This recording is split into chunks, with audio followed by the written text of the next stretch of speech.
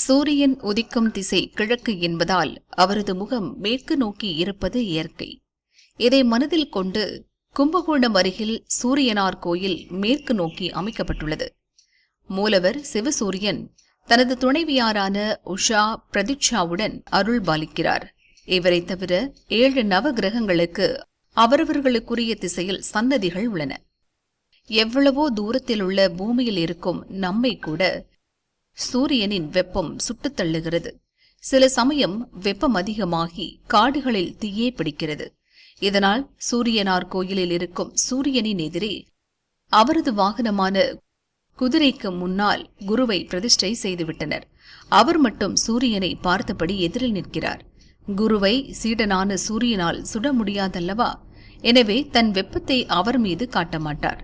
இங்கே ஆடி கடைசி செவ்வாயன்று சிறப்பு பூஜை நடக்கும். தைப்பொங்கல், மாசி சிவராத்திரி நாட்களும் ஞாயிற்றுக்கிழமைகளும் இங்கு விசேஷம்.